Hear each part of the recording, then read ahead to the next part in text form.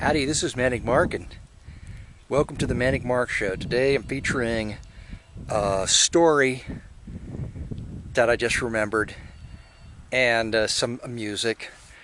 1992 rusty vehicle where I'm doing some maintenance work.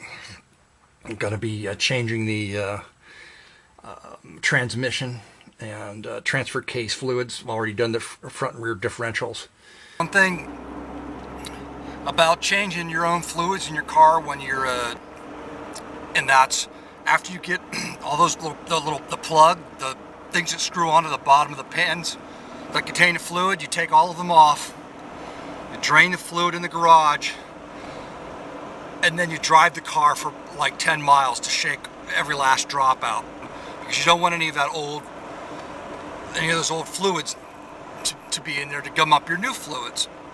Because it's kind of like, that's beside the point. But what reminded me while I'm under my vehicle doing this is this funny story. This is a true story. Worked for a newspaper, photographer that worked with me at the newspaper is driving around looking for feature photographs. Okay. And what a feature photograph is just a photograph of opportunity. The photographer is driving around the coverage area, not on assignment, but looking for just anything that happens in front of him and take a photograph of it. Okay. So he sees this guy working on a car, right? He's under the car. What's unusual about that? Well, what's unusual is that the car's up on 4 bumper jacks. Okay. The guy's under the car banging on the transmission or something underneath the car. The car's on 4 bumper jacks. Well, that's not a good idea, okay? And you can see where the story's going. But do-it-yourself shade tree mechanics, guys with a few tools in their garage, they all know about this kind of thing. And so this is like coming from the horse's mouth. Now, how do you rate your skill? First of all, how do you rate your skill as a mechanic? She's coming in, her face is all like screwed up. It's hard for me to see in the dark, but she's yelling at me, 6 o'clock in the morning. What did you do to the truck? The engine light's on, and I gotta go to work, I'm gonna be late, and... Well, what? I don't know what I did. All I did was did everything that I always do. I have no idea. Now, the thing of it is, if the woman had been on the road and the red light would have gone on, she wouldn't have been, upset over it all. It's just like, oh, that must mean the red light, when it says engine and it gets red, that must mean the engine's just getting nice and warm. It's up to operating temperature. And what I do, because I don't work on them all the time, you forget stuff, and if there's a major, like the levels of, what level of mechanic are you? Well, I'm like a component changer.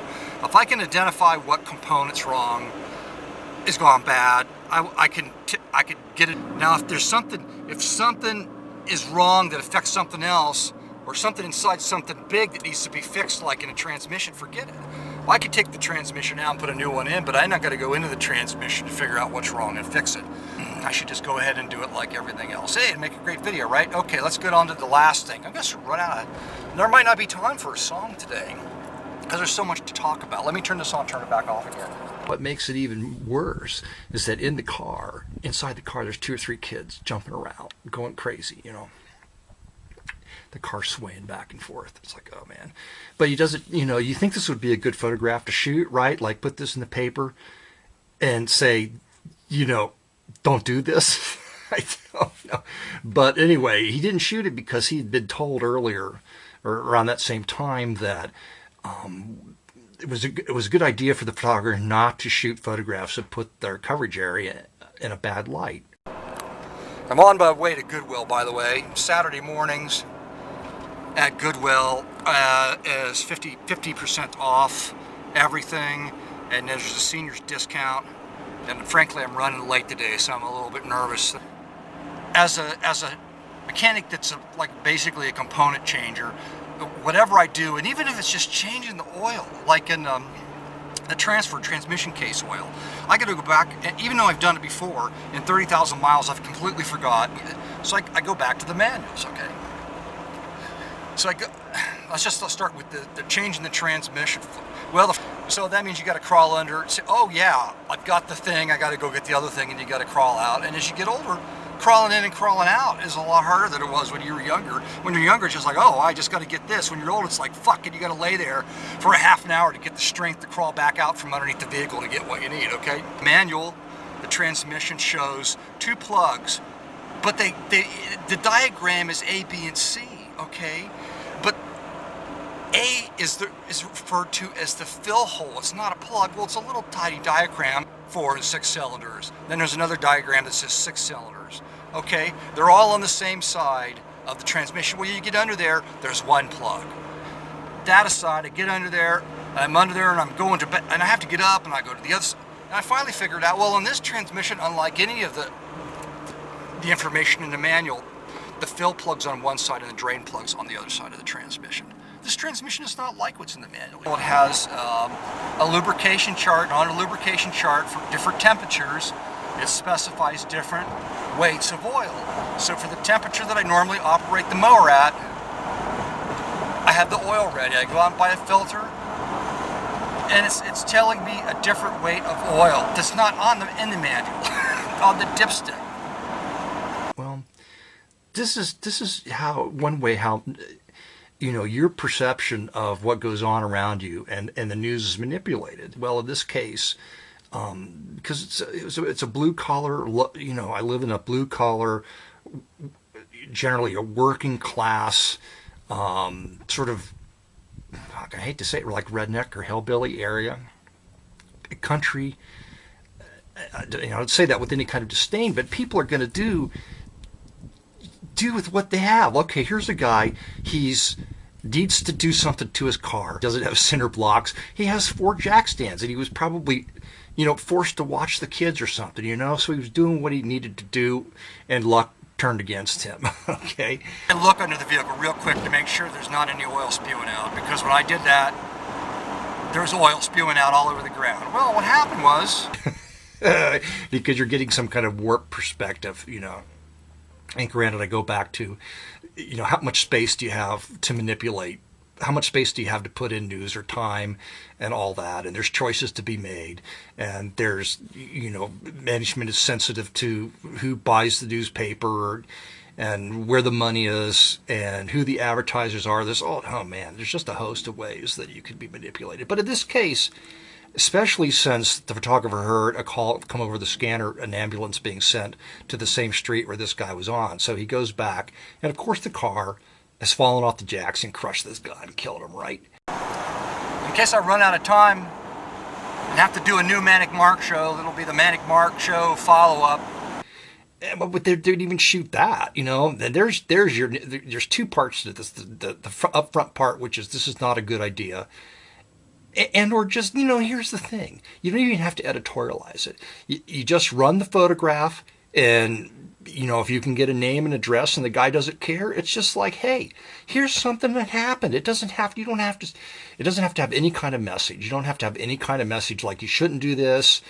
That's not the newspaper. That's the editorial page on the newspaper. So what I'm saying is the whole newspaper is an editorial section. You know what I'm saying? But the worst of it's on the editorial page.